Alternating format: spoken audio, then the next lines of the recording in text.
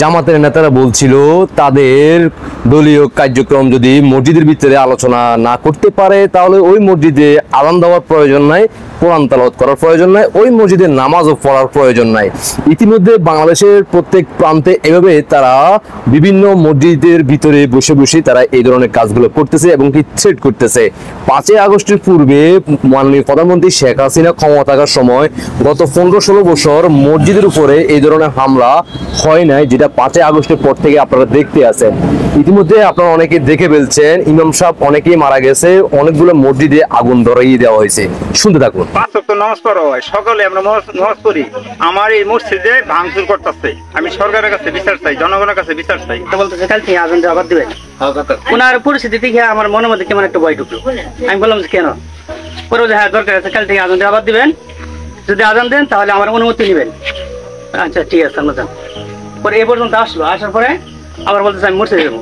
মসজিদে মানে কেন, আমি তো অপবিত্র, আমরা উজু করে আসেন। তো ওনার যে কথার যে ভাব বচনগুলো দেখলাম, চোখের যে আকৃতি, উনি খুব রাগান্বিত আমার উপরে। পরে আমি সামনে ভিতরে যান। তারপরে মসজিদে সেটা ছিল ঠান্ডা বাড়ি ভেঙে গেছে, তারপর টানি মানে সিরিয়াল হয়েছে। কি শুনলেন তো?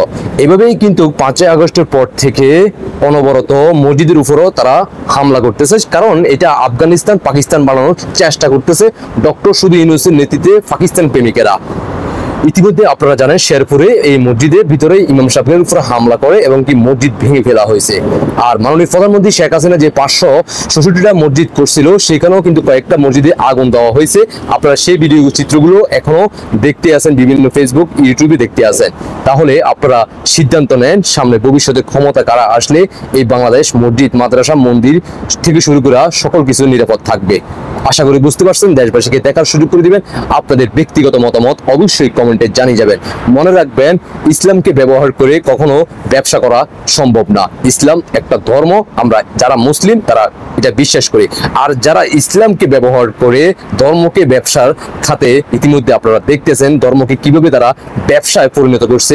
আপনারা তাদেরকে চেনেন, জানেন, তাদেরকে বয়কট করেন আপনি যদি একজন মুসলিম হয়ে থাকেন। আর যদি আপনি অন্ধভক্ত হয়ে থাকেন বাকি প্রেমিকদেরকে, যে না লোকেরা জান্নাতে যাওয়ার জন্য যা যা কিছু বলবে সকল কিছু আল্লাহর ওহী আসছে অন্ধবিশ্বাসে, তাহলে আপনাদেরকে আর বলার কিছু নাই, কারণ আপনারা অন্ধভক্ত।